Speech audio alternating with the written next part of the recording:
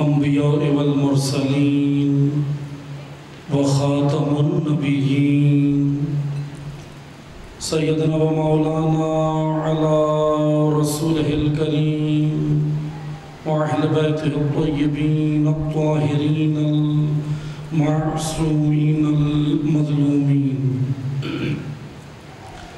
أما بعد قال الله تبارك وتعالى في كتابه المجيد وفرقانه الحميد بسم الله الرحمن الرحيم إنما يريد الله ليذهب عنكم الرجس أهل البيت ويطهركم تطهيرا.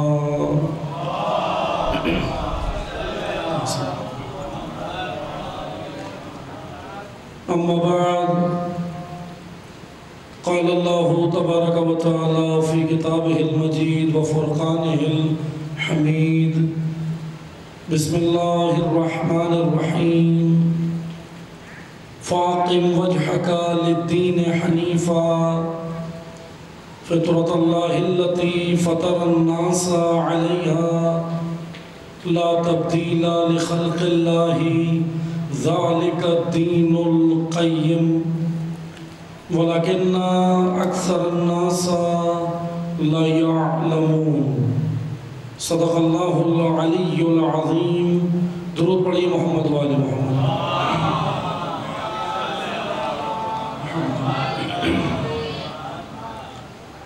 شکر گزار ہیں خداوند تبارک و تعالیٰ کی کہ خداوند متعال نے ہم سب کو ذکر نبی و آل نبی میں آنے کی، ذکر نبی و آل نبی کا اہتمام کرنے کی اور ذکر نبی و آل نبی آ کر پڑھنے کی، اس ذکر کو کرنے کی اللہ نے ہم سب کو یہ توفیق و سعادت نصیب فرمائی. ہم سب اس توفیق الہی پر بارگاہ الہی میں شکر گزار ہیں.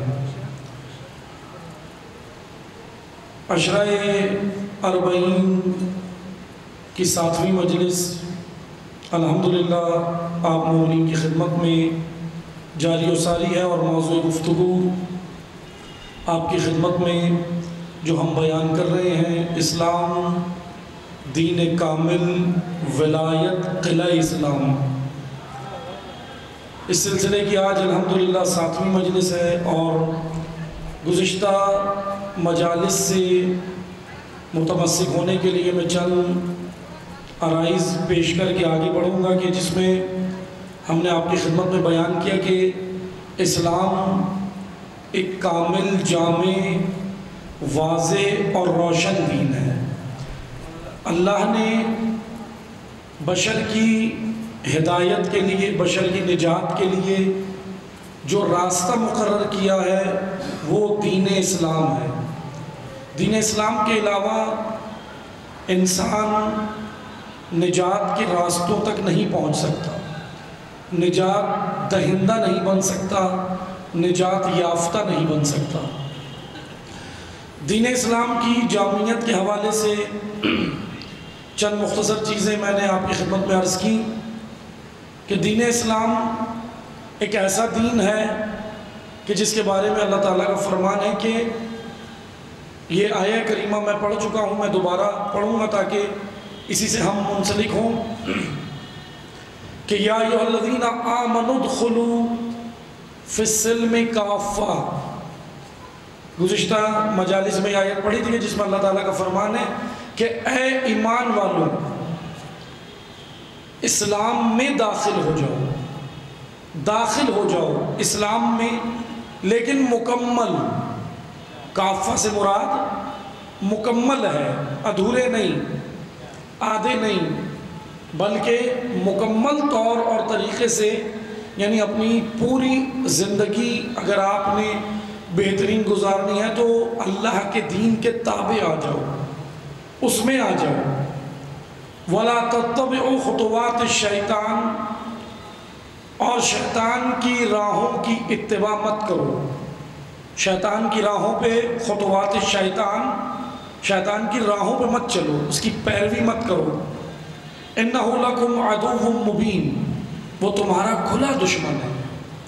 آیہ کریمہ ظاہراً یہ کہہ رہی ہے کہ آپ نے اسلام میں داخل ہونا ہے، مکمل طریقے سے داخل ہونا ہے۔ ایسا نہیں ہے کہ آپ اسلام کے نام پر اگر آپ اپنے کلچر کے تحت زندگی بسر کریں، ثقافت کے تحت زندگی بسر کریں اور آپ کہیں کہ یہی دین ہے، تو وہ دین نہیں ہے، اسلام نہیں ہے۔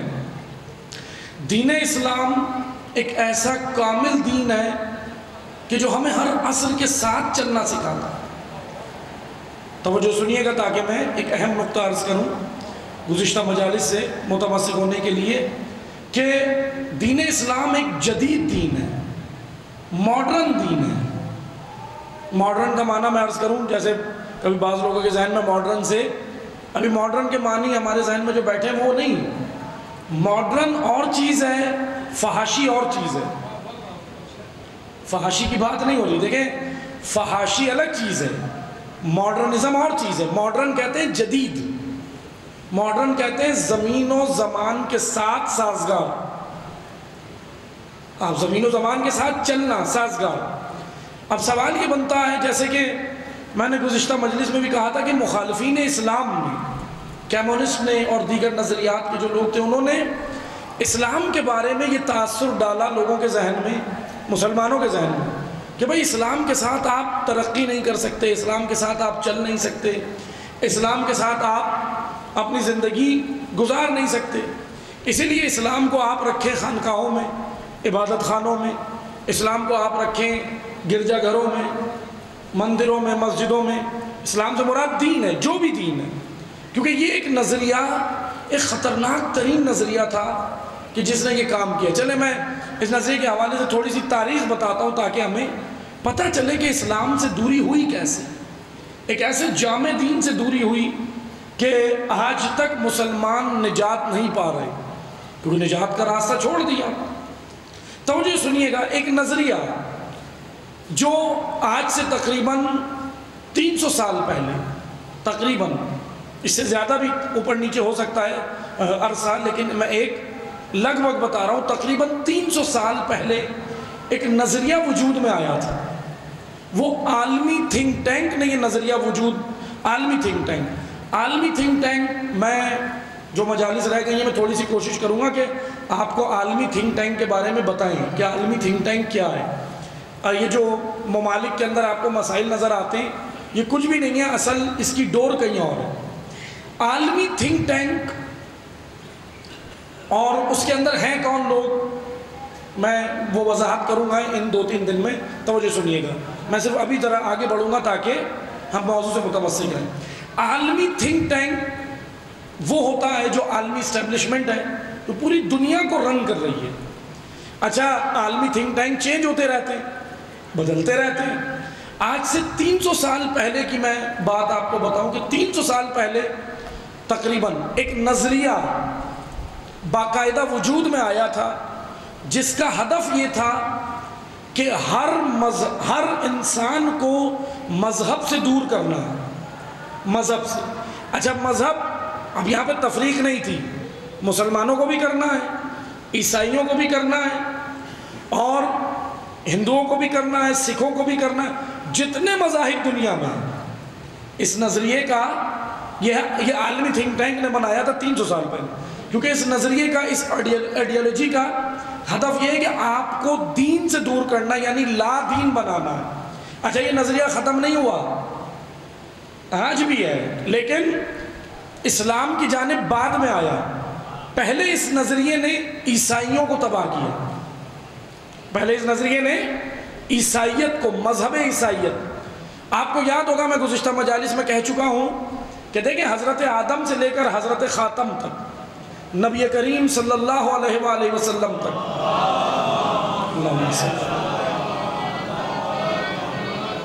ہر نبی ایک ہی دین لایا ہے، دین الگ الگ نہیں ہے۔ ان الدین عند اللہ الاسلام، ایک ہی دین لایا ہے ہر نبی۔ یعنی کہ ہم یہ کہیں کہ حضرت عیسیٰ علیہ السلام کوئی الگ دین لائے تھے، نہیں، یہی تھا دین۔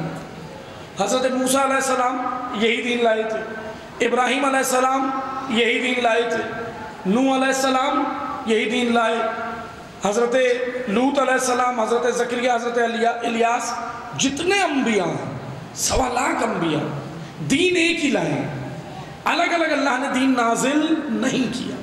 اور میں مثال بھی دے چکا ہوں، یہ جو پچھلی مجلس میں نہیں تھے ان کے لیے میں تھوڑی سی دوبارہ دے دیتا ہوں تاکہ سمجھ آئے۔ ہر نبی آدم علیہ السلام سے لے کے آخری نبی تھا، 1.25 لاکھ انبیاء ایک ہی دین لائے، دین الگ الگ نہیں ہے۔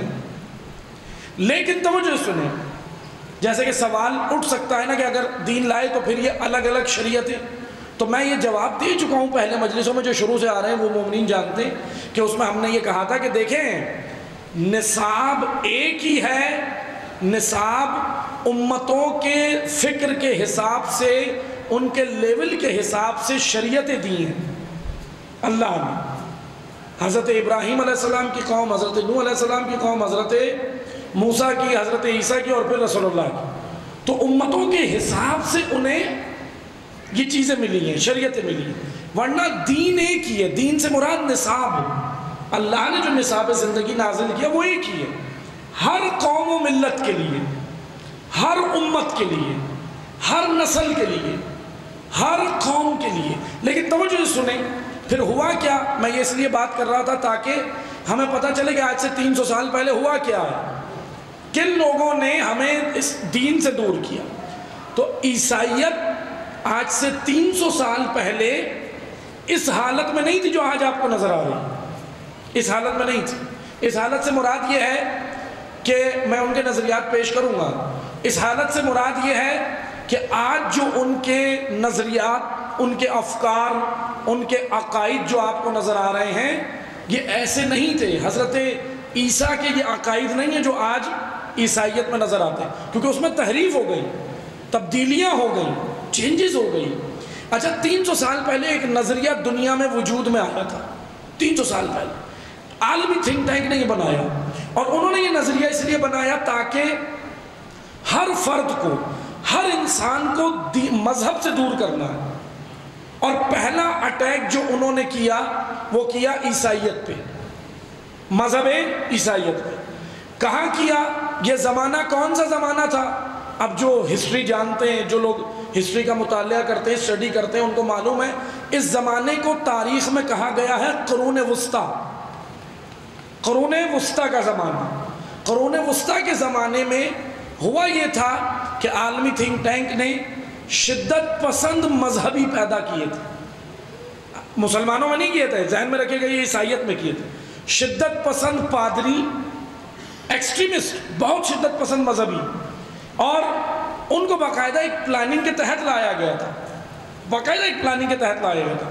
اور پھر 300 سال پہلے وہ جب وجود میں آئے تو ادھر ایک فرقہ عیسائیت کے اندر وجود میں آیا تھا جس کو پروٹیسٹنٹ کہتے ہیں، آج بھی وہ فرقہ موجود ہے، پروٹیسٹنٹ ہے۔ عیسائیوں میں 3 بڑے فرقے ہیں، کیتھولک ہے، آرتھوڈاکس ہے اور پروٹیسٹنٹ ہے۔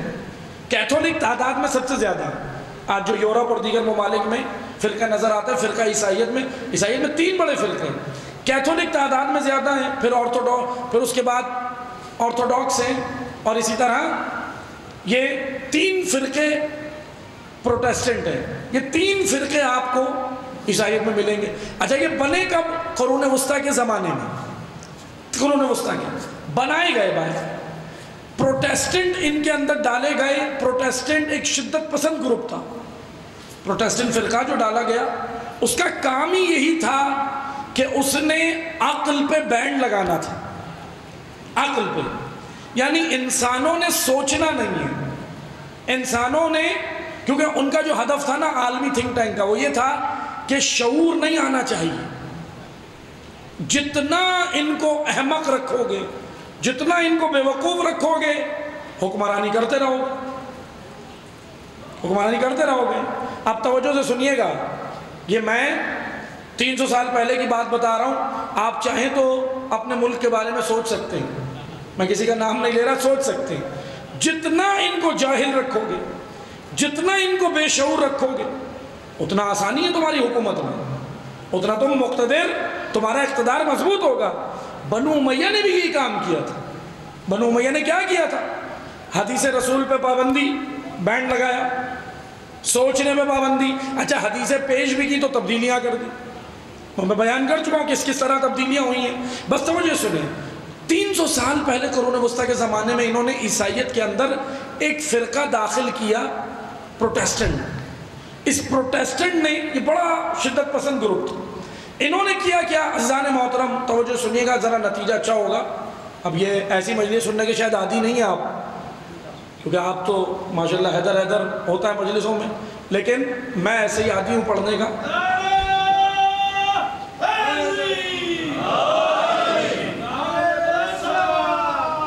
اللہم صلی علی محمد وآلہ. لیکن یاد رکھیں یہ منبر فضائل کی جگہ بھی ہے، مصائب کی جگہ بھی ہے، اور شعور کی جگہ بھی. راہ علی بھی تو پتہ چلے نا، کیونکہ اگر راہ علی یہاں سے نہیں بتائی تو منبر پہ آنے والا مجرم ہے. اس لیے مجرم ہے کہ بھائی مولا کے فضائل تو بتا رہے ہو، ان کی سیرت بھی، ان کی راہ بھی. اور آج ہمیں توجہ سنیے گا، حسینی بن کے مرنے کا تو شوق ہے، حسینی بن کے جینا بھی سکھاؤ. راہ حسین پہ جینا، اور راہ حسین پہ جینے کے لیے شعور ضروری ہے. فتنوں کا دور ہے، فتنے اٹھ رہے ہیں جگہ جگہ، فتنوں کا دور ہے. اور مولا علی کیا فرماتے ہیں؟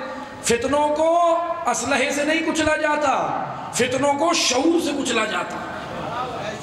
فتنے تشیع کے اندر فتنے موجود ہیں، باہر سے مسائل ہیں، اندر سے مسائل ہیں، انٹرنل ایکسٹرنل ایشوز ہیں. اس لیے میں کوشش کر رہا ہوں کہ ایسے آپ کو یہ حالات اس لیے بتائے جا رہے ہیں تاکہ شعور پیدا ہو قوم میں، ہمیں پتہ چلے. میں یہ جملہ کئی بار کہہ چکا ہوں کہ دیکھیں کربلا کعبہ قبلہ عبادت ہے، کربلا قبلہ شعور ہے. کربلا اسی لیے تو بلایا امام حسین نے شعور دینے، ورنہ مادی ضرورتیں کہیں بھی پوری ہو جائیں گی، یہاں بیٹھ کے نہیں ہو رہی. اب یہاں بیٹھ کے دعا مانگے کہ اے پروردگارہ حسین کے صدقہ یہ دے دے، خدا دے دے گا، کیونکہ خدا حسین سے بہت محبت کرتا ہے نا. آپ مجھے بتائیں، مثلا میں آپ کو ایک مثال دیتا ہوں. بات آ گئی ہے زیارتوں کے حوالے سے، ذرا فلسفہ سنتے جائیں. میں آؤں گا واپس موضوع پہ، لیکن 2 جملے سنتے جائیں بس. مثلا آپ یہاں دیکھ رہے ہیں کراچی کے اندر سید زادوں کے مزار ہیں یا نہیں ہیں؟ جناب عبداللہ شاہ غازی رحمۃ اللہ علیہ اور بھی سید زادے موجود ہیں، سب سر آنکھوں پہ بزرگان دین ہیں. آپ ان کے مزاروں پہ جائیں، اور جتنے زائرین ہیں ان مزاروں پہ، پاکستان میں جتنے سید زادوں کے مزار ہیں سب پہ جائیں، اور جا کر زائرین سے پوچھیں کیوں آئے ہو. کیا کہیں گے؟ کہیں گے حاجت لینے آئے ہیں، یا کوئی کہے گا منت پوری ہو گئی بڑھانے آئے. یہ کہے گا نا. یعنی مادی ضروریات تو خدا ان کے وسیلے سے بھی دے رہا ہے. کربلا مادی ضروریات لینے نہیں، روحانیت کے لیے بلایا. اللہم صلی علی محمد زندہ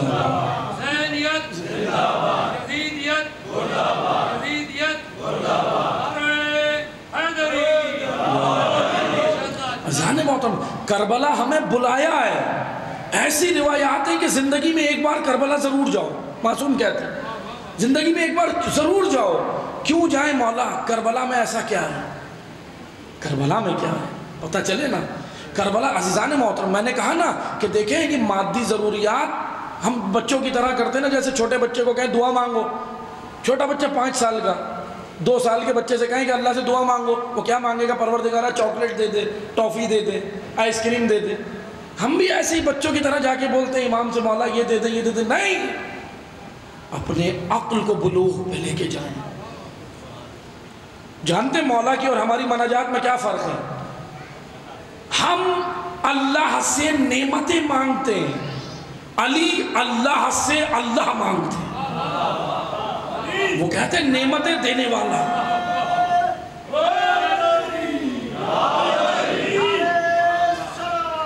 اللہم صلی علی محمد وآل محمد.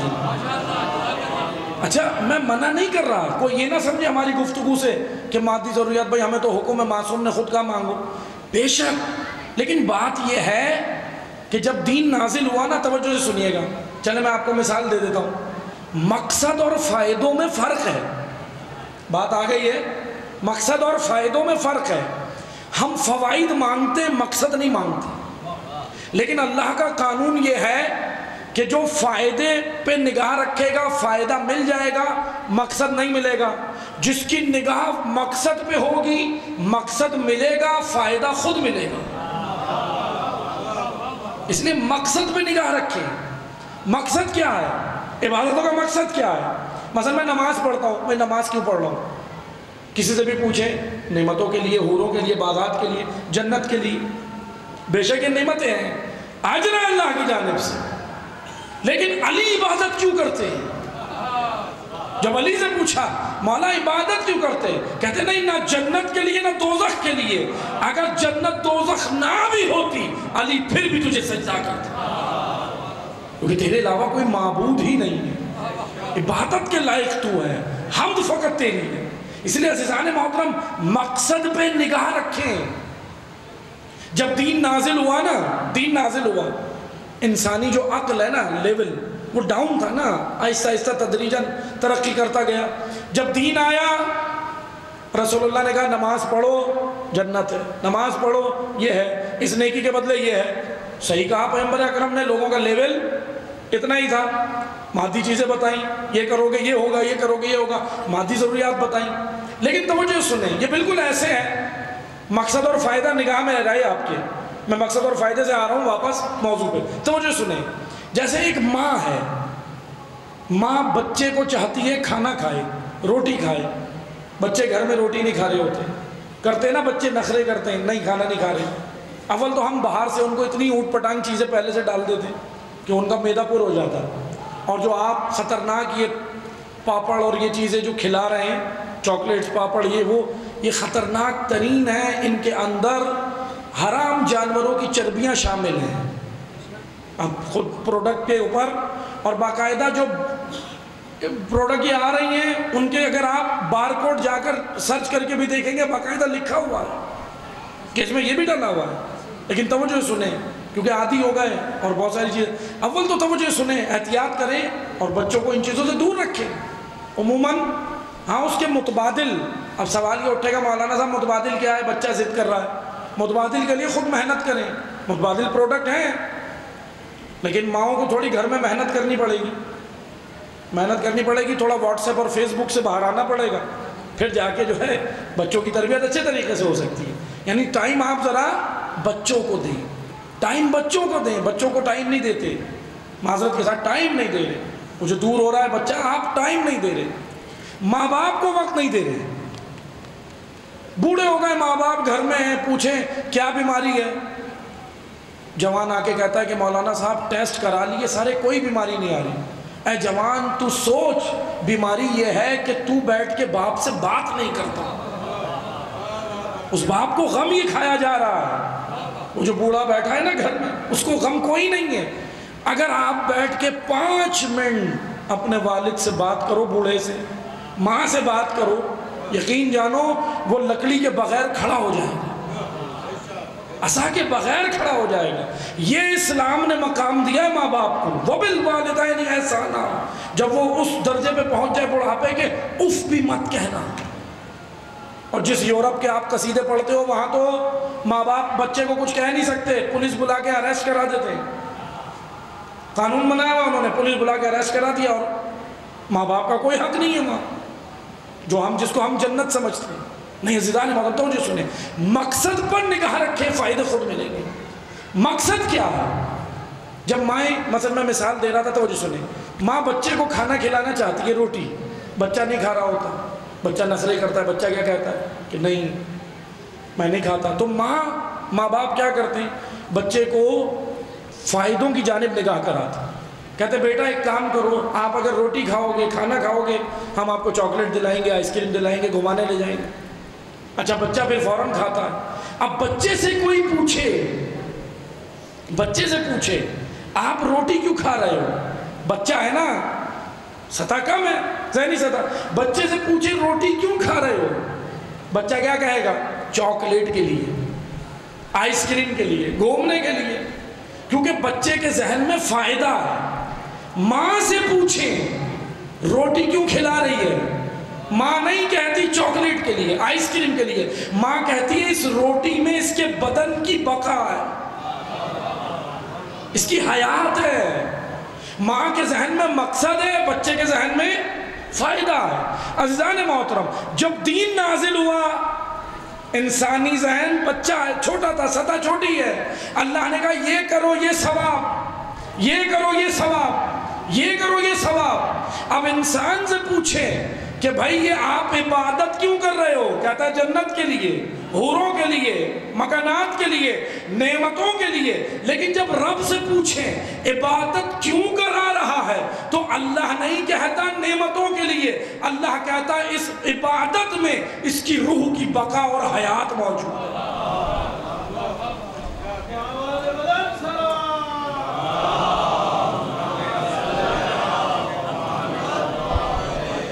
اس عبادت میں اس کی بقا ہے، مقصد میں نگاہ رکھیں۔ کربلا ہمیں بلایا ہے، یہ جتنی ضروریات ہیں، اولاد، راشن، کھانا پینا، یہ سب جتنی مادی ضروریات ہیں، یقین جانے سب فائدے ہیں، خود مل جائیں گے۔ وہ تو اتنا سخی ہے حسین، مانگو بھی نہیں تو عطا کرتا، دشمنوں کو عطا کیا حسین ابن علی نے، وہ تو سخی در ہے۔ لیکن عزیزان محترم، ایک چیز مانگو، جب ذریعہ حسین پکڑو تو ذریعہ حسین پکڑنے کا مطلب پتہ ہے کیا ہے؟ ذہن میں تصور کرو یہ مولا کا ہاتھ ہے، میں بیعت کر رہا ہوں، اپنے مولا سے عہد کرنے آیا ہوں۔ ذریعہ حسین پہ ایک ہی چیز مانگنا کہ اے حسین ابن علی، میں جہالت کے اندھیروں میں ہوں، میری قوم جہالت کے اندھیروں میں ہے، گمراہی میں ہے، تعصب میں ہے، حسد میں ہے، بغض میں ہے، کینہ میں ہے، عجب میں ہے، خود پسندی میں ہے، کیسے نکلیں؟ یقین جانو کربلا سے واپس نہیں پہنچو گے، راستہ حسین پہلے بتا دے گا۔ اس ایمان کے ساتھ تو مانگو، اس عقیدے کے ساتھ تو مانگو۔ حسین نجات دینے والے، آج بھی حسین نجات دیتے ہیں۔ یہ مت سمجھو نجات صرف وہاں، یہاں بھی دیتے ہیں، یہاں بھی دیتے ہیں۔ جو ملتیں ظلم و استبداد میں پس رہی ہوں ان کو وہی لیڈر تو نکال سکتا ہے، وہی رہبر تو نکال سکتا ہے اللہ نے جس کو حسین کہا۔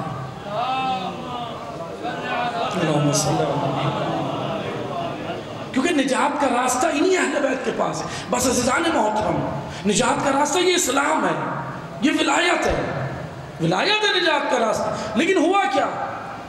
یہ جو 300 سال پہلے ایک نظریہ بنا، توجہ سنیں، میں اسی پہ گفتگو کر رہا تھا، توجہ سنیں، میں اس کو سمیٹتا ہوا ہوں۔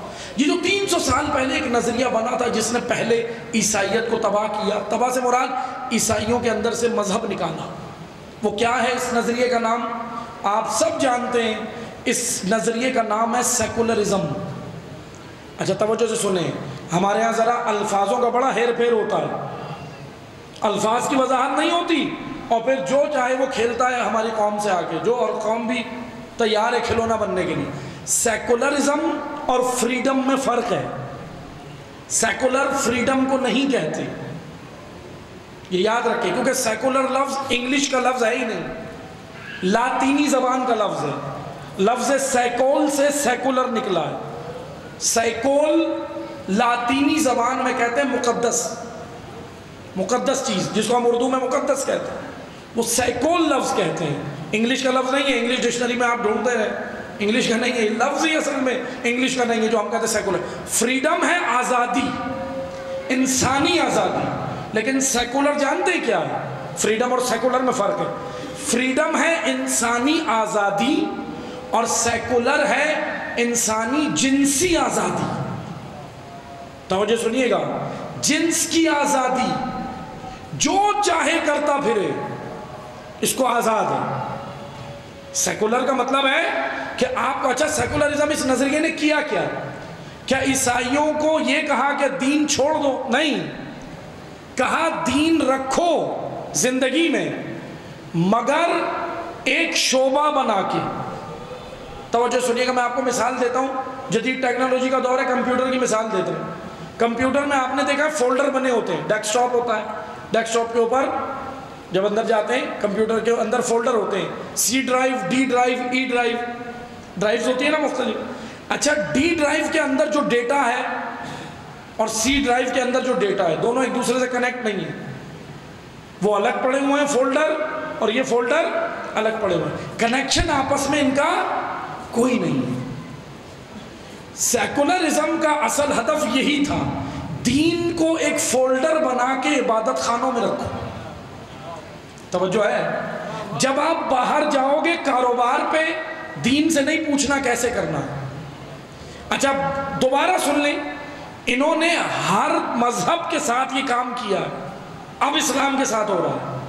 عیسائیت کو پہلے کیا، پھر اور مذاہب کے ساتھ بھی کیا، اب اسلام کے ساتھ. انہوں نے سیکولرزم یا عالمی تھنک ٹینک نے 300 سال پہلے آئیڈیالوجی دی، نظریہ کہا. اچھا انہوں نے کیا گیم کیا کیا، پوری پلاننگ کیا کی. مذہب کو بنایا، دین کو ایک فولڈر کہ بھئی عبادت خانوں میں رکھو، ادھر رکھو. جب آپ بچوں کے رشتے کرنے جاؤ باہر، یعنی اگر اپنے گھر میں بھی جی رہے ہو، دین سے نہیں پوچھنا کیسے جینا ہے. وہ اصول ہم دیں گے، وہ قانون ہم دیں گے. آپ نے کرنا کیا ہے؟ صرف جب تمہارا ٹائم ہو عبادت خانے میں جا کے عبادت کرنی، گرجا گھر میں جا کے عبادت کرو، مسجد میں جا کے عبادت کرو. لیکن جب باہر آؤ، دین وہیں جھاڑ کے آنا، دین ساتھ نہیں لانا زندگی میں. پوری زندگی میں دین نہیں، اس کو وہیں رکھو ایک الگ فولڈر بنا کے. اور یہ کامیاب ہوئے. آئیں آ کر دیکھیں. قرون وسطیٰ کے زمانے میں انہوں نے ایکسٹریمسٹ، شدت پسند پادری خود بنائے، اور بنانے کے بعد عیسائی مذہب میں داخل کیے، ان کو ان کا پیشوا بنایا، ان کو حکومت دے دی. توجہ سنیے گا، ان کے ہاتھ میں زمام حکومت دی، اقتدار دیا. اب جب اقتدار ان کے ہاتھ میں آ گیا تو ایکسٹریمسٹ لوگوں نے یہ سمجھا کہ ہم ثواب کا کام ہے.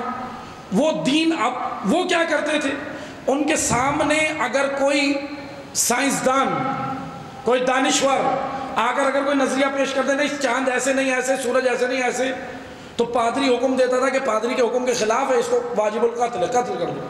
اور 3.5 لاکھ سائنٹسٹ قرون وسطیٰ کے زمانے میں قتل ہوئے. 3.5 لاکھ دانشور، سائنٹسٹ، اہل قلم، اہل علم، 3.5 لاکھ قرون وسطیٰ کے زمانے میں. اب عزیزان محترم توجہ سنیں. اچھا پھر انہوں نے کیا کیا؟ انہوں نے اتنا بربریت کی عیسائی عام عوام پہ، ایکسٹریمسٹ پادریوں نے، کہ اینڈ یہ ہوا کہ عیسائی عوام نے کہا کہ اگر مذہب یہ ہے تو ہماری مذہب سے جان چھوڑو. چہرہ مسخ کیا مذہب کا، دین کا چہرہ خراب کیا. کس نے کیا؟ سیکولر تھنک ٹینک نے، عالمی تھنک ٹینک نے. اور پھر کہا، عام پبلک نے کہا بھائی ہماری جان چھڑاؤ. اچھا جب پوری طرح سے پبلک پریشان ہو گئی دین سے، تو انہوں نے کہا کہ ٹھیک ہے، اب یہ آئے سیکولر میدان. کیونکہ یہ تو تیار بیٹھے تھے، ایک طرف پبلک پریشان ہو گئی ایکسٹریمسٹ پادریوں سے، شدت پسند مذہبیوں سے. جب پبلک پریشان ہو گئی تو کہا ہماری جان چھڑاؤ بھائی ان سے. تو کہا کہ ٹھیک ہے، اب ہم تمہیں یہ سسٹم دیتے ہیں، آؤ ہمارے پاس سسٹم ہے نجات کا. کہا کیا ہے نجات کا نظام؟ بھائی نجات کا نظام یہ ہے کہ دین کو اتوار کے دن رکھو گرجا گھر میں، سنڈے، صرف سنڈے جاؤ گے، پورے ہفتے نہیں جاؤ گے. کہا کہ ٹھیک ہے ہم تیار ہیں. پھر کیا ہوگا؟ کہا دین کو نکالو زندگی سے. اور انہوں نے کیا کیا؟ شہروں سے دور گرجا گھر بنائے، شہروں سے دور گرجا گھر بنائے، اور کہا کہ یہاں جا کے تم سنڈے کو جانا عبادت کرنا، باقی پورے ہفتے جو چاہے کرو. آزاد، سیکولر، فریڈم. کہا کہ مطلب جو چاہے. اور اگر ہم گناہ کریں، کہا کہ گناہ کرنے کا مطلب مسئلہ ہی نہیں ہے، پورے ہفتے گناہ کرو، سنڈے کو چرچ میں جا کے عبادت کرو. دھل گئے. توجہ سنیے گا، سنڈے کو اتوار کے دن چرچ میں جاؤ. اور یہی ہوا، پورے ہفتے گناہ کرتے تھے. حضرت عیسیٰ کی تعلیمات تو مسخ ہو گئی تھی، بلا دی تھی. پورے ہفتے گناہ کرتے تھے. اتوار کے دن جاتے تھے چرچ میں، پادری کے سامنے پیش ہوتے تھے. پادری کہتا تھا ٹھیک ہے عبادت کی، اور چندہ باکس لگا ہوتا تھا، اس میں پیسے ڈالتے تھے، اور پادری ان کے سر پہ ہاتھ پھیرتا تھا. دھل گئے، سارے گناہ دھل گئے، نئے سرے سے تیار. پھر اس کے بعد منڈے سے پھر گناہ شروع. پورے ہفتے کرتا تھا، پھر سنڈے کو جاتا. توجہ سنیں عزیزان محترم، یہ دین کی مسخ شدہ شکلیں ہیں، مسخ شدہ. یہ دین نہیں ہے، یہ حضرت عیسیٰ کی تعلیمات نہیں تھی. عیسائیت تباہ ہو گئی، دین انہوں نے چھوڑ دیا. انہوں نے بولا بس آج یورپ کے اندر آپ کو جو عیسائیت نظر آتی ہے وہ قرون وسطیٰ کی زمانے کی ایجادات ہیں. بہت ساری ان کے اندر رسمیں قرون وسطیٰ کے زمانے کی ایجادات ہیں. توجہ سے سنیں، میں ساری تمہید میں نے اس لیے باندھی، مجھے لانا اسلام پہ ہے، مجھے لانا یہاں ہے. ہوشیار باش، سیکولرزم اس نظریے نے اسلام کو چھوڑ دینا تھا؟ نہیں، اس کو معلوم تھا کہ بھائی جامع دین تو اسلام ہی ہے. اب ان کے قدم بڑھے اسلام کی جانب، انہوں نے یہی کام کیا جو کام بنو امیہ نے کیا. تاریخ میں پھر بیچ میں وہ کام رکا، بنو امیہ کے بعد رکا. اصل دین پہنچا لوگوں تک. جب معصومین 11 شہید ہو چکے، 12ویں پردہ غیب میں، تو اب دین کون پہنچا رہا ہے تشیع تک؟ اب دین حقیقی آگے لے کے کون بڑھا؟ علماء حق. علماء حق، معصوم سے روایات موجود ہیں. اب توجہ سے سنیں. اب بہرحال یہ موضوع نہیں ہے، ورنہ ایک پورا اشرہ تو اس پہ ہی ہونا چاہیے کہ علماء نے دین پہنچایا کیسے 329 ہجری کے بعد، تاکہ یہ جو آج علماء مخالف باتیں ہو رہی ہیں کہ بھئی مولوی کی نہیں سنو، علماء نے کیا کیا، علماء نے کیا کیا. سوال یہ بنتا ہے علماء نے کیا کیا؟ آپ یہ بتاؤ آپ نے آج تک دین کو کیا فائدہ دیا؟ جو لوگ مراجع کے خلاف، مجتہدین کے خلاف، علماء کے خلاف، ولی فقیہ کے خلاف، زبان کھولنے سے پہلے یہ بتاؤ تم نے آج تک عزاداری کو کتنا فائدہ دیا؟ تم نے فائدہ نہیں دیا، عزاداری سے اپنے آپ کو بنایا. دین کو کیا فائدہ دیا؟ ایک فائدہ گنواؤ جو تم نے عزاداری کو دیا ہو. زبان کھولنے سے پہلے ذرا احتیاط کریں کہ دین آ کیسے رہا ہے ہم تک. اسلام نو حقیقی دین کے لیے قربانیاں کتنی ہیں. حکیم خاندان عراق کے اندر 65 علماء، 65 مجتہدین اس راہ کے اندر دیے ہیں، شہید ہوئے ہیں صدام دور میں. کیا جرم تھا؟ شہید باقر الصدر کا کیا جرم تھا؟ حسین کے مکتب کی تبلیغ. شہید باقر الصدر کا، شہید نمر، یہ تو بھی حالیہ یہ بات چند سال پہلے کی. کیا جرم تھا؟ آؤ آ کر دیکھو یہ قربانیاں، آؤ آ کر دیکھو علماء نے یہ قربانیاں دی ہیں. تم وہ مکھی نہیں بنو علماء سو کو نکال کے لاؤ اور بولو مولوی ایسے ہوتے ہیں. نہیں، علماء حق اور علماء سو میں تفریق ہے. یہ تو خود اسلام نے کی ہے. علماء حق کو پہچانو، علماء حق کو فالو کرو، کیونکہ یہ علماء حق کا طریقہ، یہی علماء حق جو تمہیں تیار کریں گے نصرت امام کے لیے، نصرت کے لیے تیار کریں. بس عزیزان محترم، یہ سیکولر نظریہ نکلا، عیسائیت تو ہو گئی تباہ. اب مسلمانوں کی باری آیا اسلام کی جانب، اور ہمارے یہاں سے بھی پھر کیا کیا؟ دین نکالا. کامیاب ہوئے یا نہیں ہوئے؟ آج آپ مجھے بتائیں، میں بلا تفریق بات کر رہا ہوں، شیعہ ہو یا سنی ہو، دین کہاں ہے؟ کہاں ہے دین؟ یہیں ہے. ابھی آپ یہیں چھوڑ کے جائیں گے مجلس کے بعد؟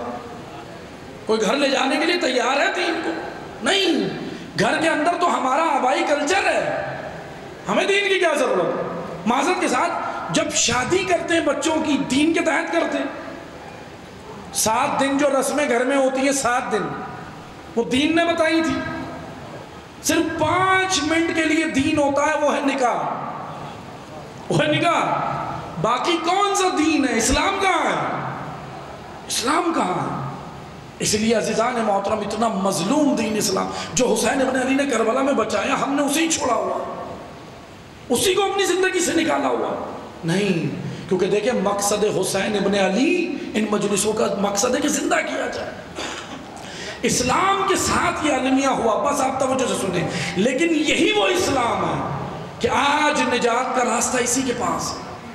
آئیں تو ہم اس کی جانب توجہ تو کریں.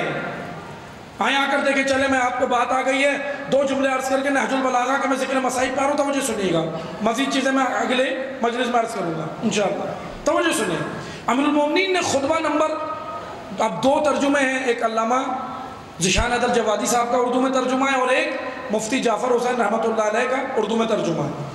مفتی جعفر صاحب کے ترجمے کے مطابق 104 نمبر خطبہ، اور علامہ ذیشان حیدر جوادی صاحب کے ترجمے کے مطابق 106 نمبر خطبہ.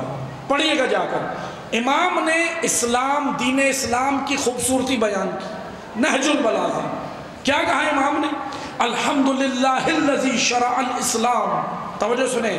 الحمدللہ الذی شرع الاسلام فساحل لمن ورد.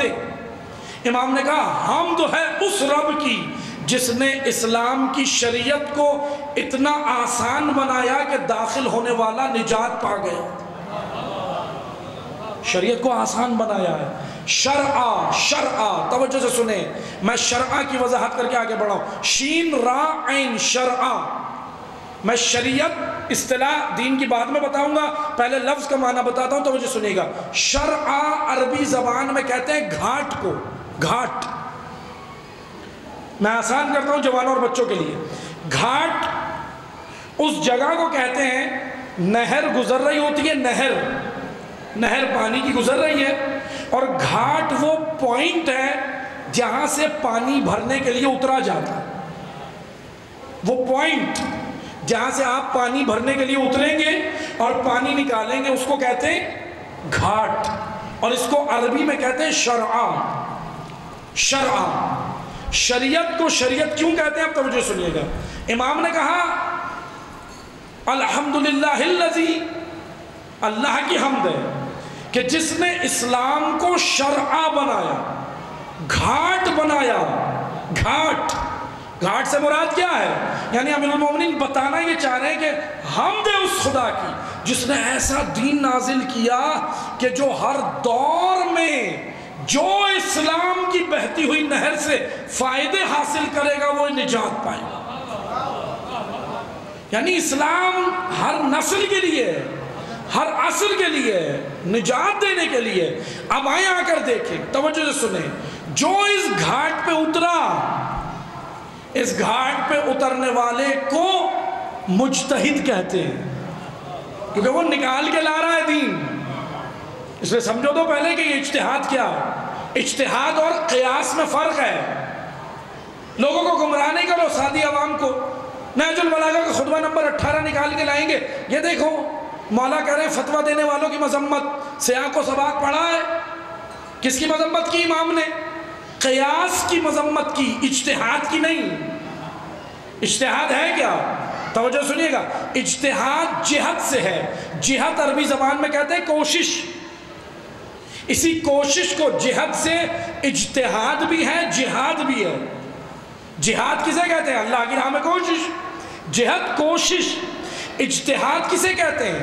اجتہاد یعنی قرآن اور حدیث سے اپنے زمانے کے مطابق عالم دین لوگوں کی ضروریات کو پورا کرتا ہے، لیکن قرآن و حدیث سے نکال کے مطالب پیش کر کے جو پورا کرے اسے مجتہد، اور اس عمل کرنے والے کو اجتہاد کہتے ہیں. ڈاکٹر کیا کر رہے ہیں؟ میڈیکل کی فیلڈ میں آپ جائیں، اجتہاد ہے یا نہیں ہے؟ میڈیکل کی فیلڈ میں اجتہاد ہے یا نہیں ہے؟ اجتہاد یعنی ریسرچ. اجتہاد کا سادہ زمانہ تحقیق. کیوں اتنا الجھ رہے ہیں ان معاملات میں؟ اجتہاد یعنی تحقیق، ریسرچ. عربی میں حدیث ہے، ان مطالب کو کون پیش کرے گا؟ ہاں ٹھیک ہے، اگر آپ کو اتنا عبور ہے، آپ اگر خود سے تحقیق کر سکتے ہیں تو آپ کو مجتہد کی ضرورت نہیں. جائے قرآن و حدیث موجود ہیں. سب سے پہلے تو یہ بتانا کہ علم حدیث میں، علم درایت الحدیث سے حدیث کیسے چیک کرو گے؟ علم رجال ہے، رجال کے اندر مرد کیسے چیک کرو گے؟ پھر علم رجال کے بعد اصول فقہ ہے. یہ سارے اصول پڑھنے پڑتے ہیں. ایک ایک چیپٹر 20-20 سال میں پڑھا جاتا ہے، پھر جا کے محقق بنتا ہے. سڑکوں پہ پھر کے محقق نہیں بنتے. ابھی پوسٹر پہ آپ دیکھیں، محقق دورہ، فلاں دورہ، یہ دورہ، محقق دورہ. 4 کتابیں پڑھ کے محقق دورہ. محقق دورہ کے لیے 80 سال پڑھنا پڑتا ہے. محقق دورہ پتہ کیسے بنتا ہے؟ 80 سال اسٹرگل اور محنت کر کے تفسیر المیزان دیتا ہے، اس کو علامہ محمد حسین طباطبائی کہتے ہیں. وہ بنتا ہے محقق 80 سال میں، اور ایسی تفسیر دیتا ہے کہ شیعہ سنی دونوں اکابرین کہتے ہیں کہ تاریخ میں ایسی تفسیر آج تک نہیں لکھی گئی. قرآن کی اتنی جامع تفسیر. تو محقق دورہ معذرت کے ساتھ یہ ایسے ہی الگا بات ہے کہ فلاں علامہ، فلاں محقق دورہ، فلاں. وہ محقق دورہ کے لیے پڑھنا پڑتا ہے، تحقیق ہوتی ہے، عربی میں عبور ہوتا ہے، زبانوں میں عبور ہوتا ہے، الفاظ کو دیکھنا پڑتا ہے، کون سا صیغہ کہاں ہے کو کیا ہے، حدیث کہاں سے کہاں ہے، یہ مطالب کیا ہیں۔ چلے میں آپ کو مثال آ گئی ایک چیز پیش کرتا ہوں۔ رسول اللہ نے فرمایا بڑی مونچھیں شیطان کا گھر ہے، جاؤ بغیر علماء کے اس حدیث کا مطلب لا کے دکھاؤ۔ بڑی مونچھیں شیطان کا گھر ہے، ابلیس مونچھوں میں کیسے بیٹھے گا؟ جاؤ جا کے لا کے دکھاؤ۔ محقق دورہ، جتنے بھی دورہ محقق ہیں آج جائیں تحقیق کریں، حدیث ہے رسول اللہ کی، بڑی مونچھیں شیطان کا گھر ہے۔ اب یہاں یہی تو چیک کرنا ہے شیطان کسے کہا گیا ہے، شیطان صفت کو کہا گیا ہے یا ذات کو کہا گیا ہے؟ توجہ سنیے گا، ابلیس اس کا نام ہے، شیطنت اس کی صفت ہے۔ توجہ سنیے گا، اس کو بھی شیطان اس لیے کہا گیا، لفظ شیطان کے معنی سنیں، شیطان عربی زبان میں لفظ شیطان کلی معنی سنیں پھر مصداق کی جانب آئیں۔ عربی زبان میں لفظ شیطان اس کو کہا جاتا ہے جو تکلیف پہنچائے، جو ضرر پہنچائے، چاہے جن پہنچائے، انسان پہنچائے، یا جانور پہنچائے، یا ابلیس پہنچائے۔ شیطان کا لفظ ذرا کلی ہے، کوئی بھی جو تکلیف پہنچائے، اس جو ضرر پہنچائے، اسے عربی میں شیطان کہتے ہیں، لفظ ہے۔ اب توجہ سنیں، اس حدیث میں جو کہا گیا کہ بڑی مونچھیں شیطان کا گھر ہے، ادھر شیطان سے مراد ابلیس نہیں ہے، ادھر شیطان سے مراد ہے جراثیم۔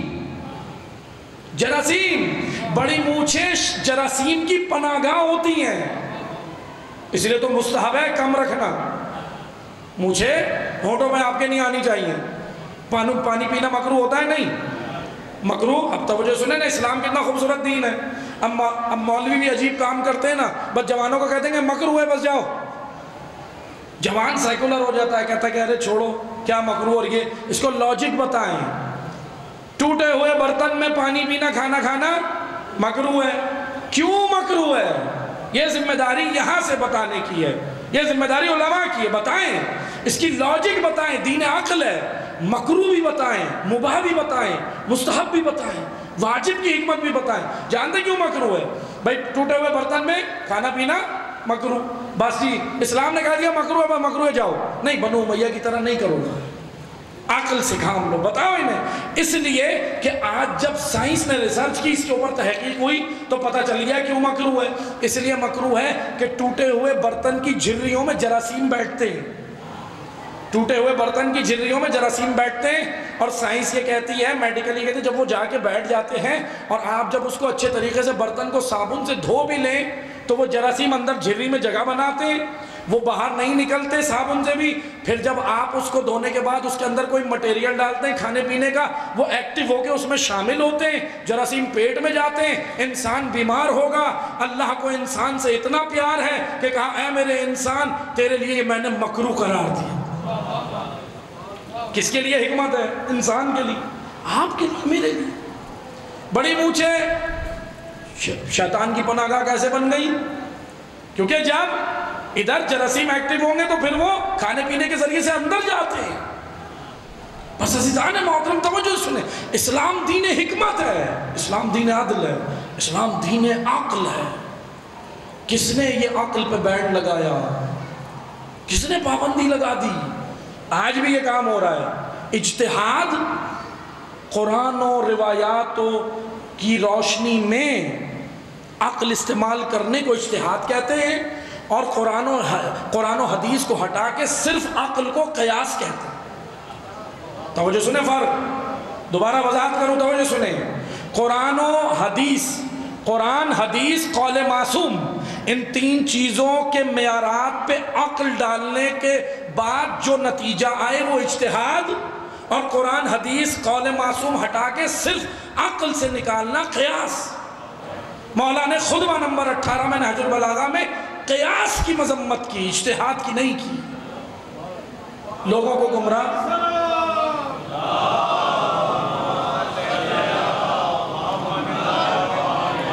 بس لوگوں کو گمراہ نہیں کریں گول مول باتوں میں، شعور کی ضرورت ہے. کربلا قبلہ شعور ہے، مجلس شعور کے لیے ہے.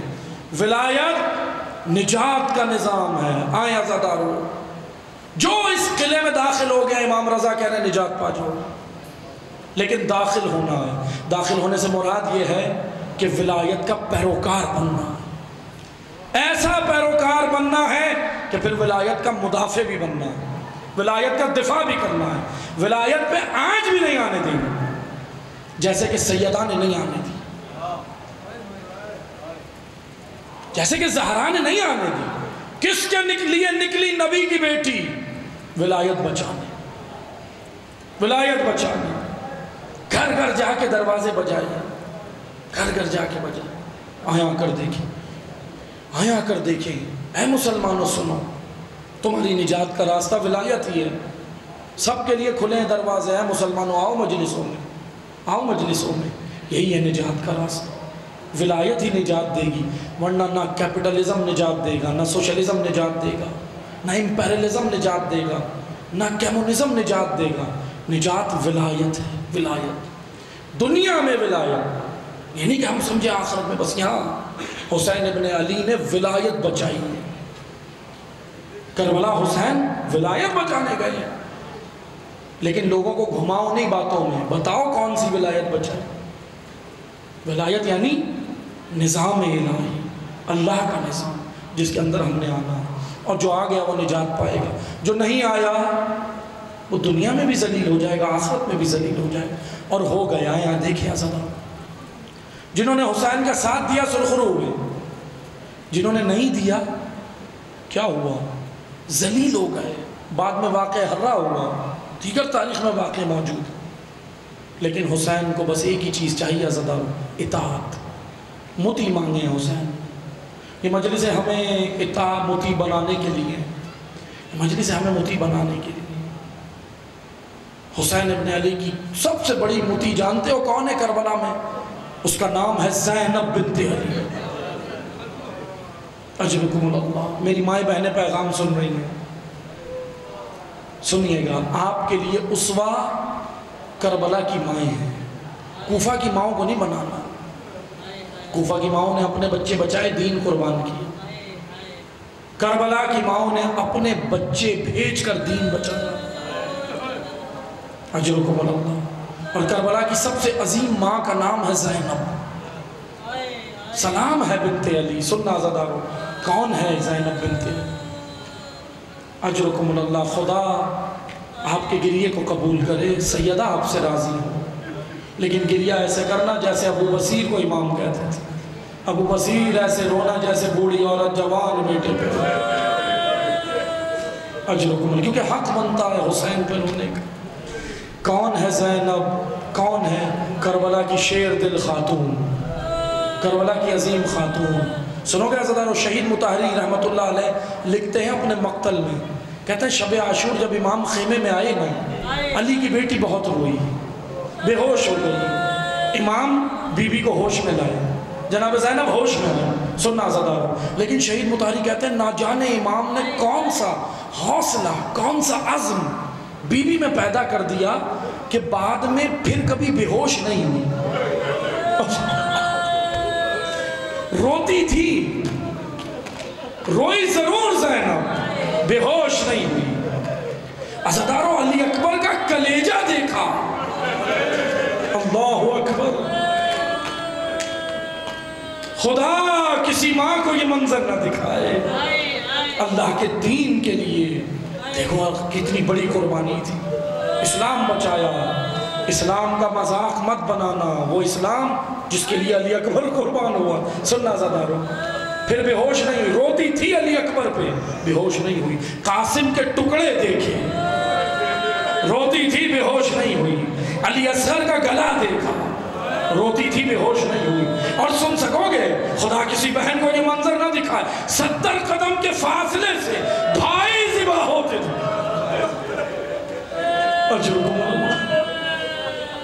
روتی تھی بھائی کو، بے ہوش نہیں ہوئی. شہید مطہری کہتے ہیں پھر بے ہوش نہیں ہوئی علی کی بیٹی، کیونکہ عزم حسینی تھا. حسین نے کون سا حوصلہ پیدا کر دیا. آؤ عزادارو، اور سنوگے کتنی عظیم ماں ہے، نہ بے ہوش ہوئی اور نہ سارے راستے پورے سفر میں بھائی کو روئی، اکبر کو روئی، اصغر کو روئی، اپنے بچوں کو نہیں روئی۔ کتنی عظیم ہے یہ ماں، کتنی عظیم ہے یہ ماں۔ اجرکم اللہ، اجرکم اللہ۔ بس 2 جملے سننا، ہو گئی گفتگو تمام۔ سیدہ آپ کا گریہ قبول کرے، آخری 2 جملے سننا زدہ۔ سنو گے کتنی عظیم ماں ہے۔ جب آن و محمد کے لاشیں آئے، سننا، جب آن و محمد کے لاشیں آئے، امام نے ایک طرف آن کو لٹایا، ایک طرف محمد کو لٹایا، کہا بہن آ کر دیدار کر لو، بہن آ کر دیدار کر لو۔ آ کر درمیان میں بیٹھ گئی، آ کر بیٹھ گئی، ایک آنسو نہیں بہایا۔ امام نے کہا بہن رو لو، ابھی میں زندہ ہوں۔ اے بہنا، اے ماں جائے فاطمہ کی بیٹی رو لو، ابھی پابندی نہیں، میں زندہ ہوں۔ کہتی ہے نہیں بھئیہ، اللہ کے دین پہ دیے، نہیں روئی۔ کیا جگر ہے اس ماں کا، کیا حوصلہ ہے۔ سننا زدہ بازار کا منظر ہے، نیزے کی نوک پہ سر چل رہے ہیں، علی اصغر کا سر، اکبر کا سر، قاسم کا سر، آن و محمد کے بھی سر، روتی تھی سب کو، بازار میں بھی بچوں کو نہیں روئی۔ سننا زدارو، بس آخری جملے سننا۔ سیدہ آپ کا گریہ قبول کرے، اولاد والے بیٹھے ہو، خدا آپ کا سایہ آپ کی اولاد پہ سلامت رکھے۔ شام کا زندان آ گیا، رہائی کی خبر ملی، شہداء کے سر آنا شروع ہوئے، حسین کا سر آیا، ماتم حسین ہوا، اکبر کا سر آیا، ماتم اکبر ہوا، علی اصغر کا سر آیا، ننھے کا ماتم ہوا، 6 مہینے کا بچے کا ماتم ہوا، عباس کا سر آیا۔ زینب نے کہا بیویوں نظریں جھکا دو، عباس کا سر، غیور عزادارو سن کے رو رہے ہو، سجاد دیکھ کے روتے تھے۔ اجرکم اللہ، آخری جملے سننا۔ سیدہ آپ کا گریہ قبول کرے، ہو گئی گفتگو تمام۔ 2 جملے سنو۔ اکبر کا سر آیا، سب سر آ گئے نا، تو ہر بی بی کسی نہ کسی سر پہ رو رہی تھی، 2 ننھے سر رکھے تھے۔ شام کی عورتیں کہتی ہیں کیا ان کی ماں مر گئی ہے، ان پہ رونے والا کوئی نہیں۔ علی کی بیٹی نے سر پیٹا، کہتی ہے بیویوں میں ان کی ماں ہوں لیکن بھائی کے غم میں ہوں۔ آخری جملے سنو۔ شام کے زندان میں بھی بچوں کو نہیں روئی، رہا ہو کے مدینے آ گئی۔ سنو گے، کلیجہ تھام کے سننا، جو بین قبر رسول پہ کیے نا علی کی بیٹی، دعا کرنا میں پڑھوں، بہت سخت مرحلہ تھا۔ علی کی بیٹی سفر کی تھکی ہوئی زینب قبر نبی پہ گئی ہے۔ سننا زدارو، قبر نبی پہ جا کے کہتی ہے نانا قاسم کا پرسا، نانا علی اصغر کا پرسا۔ اور سنو گے کیا کیا، خوب بھرا کرتا قبر نبی میں رکھا، نانا پسے پشت کاٹا گیا نواسے کا۔ اجرکم اللہ، آخری جملے سن لو۔ نواسے کا پرسا، نانا عباس کا پرسا۔ اور سنو گے کیا کہا، کہا نانا بازوؤں پہ رسیوں کے نشان، نانا سجاد کی کمر جھک گئی، توق و بیڑیاں پہنائی گئی۔ عزادارو جب سب گریہ کر لیا نا، سنو گے کتنی عظیم ہے۔ آخری جملے سنو، یہاں بھی قبر نبی پہ بھی اپنے بچوں کو نہیں روئی۔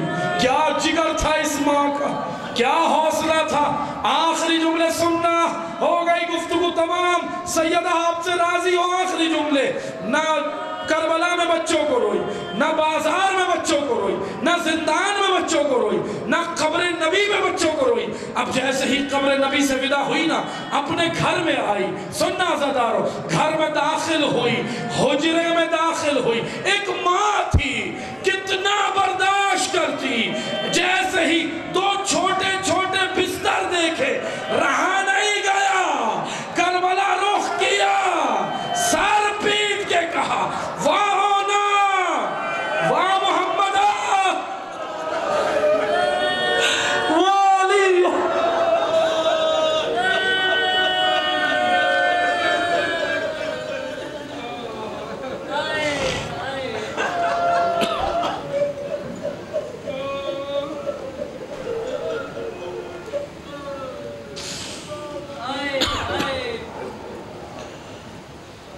अला लअनतुल्लाहि अलल क़ौमिज़ ज़ालिमीन वसयअलमुल लज़ीना ज़लमू अय्य मुनक़लिबिन यन्क़लिबून।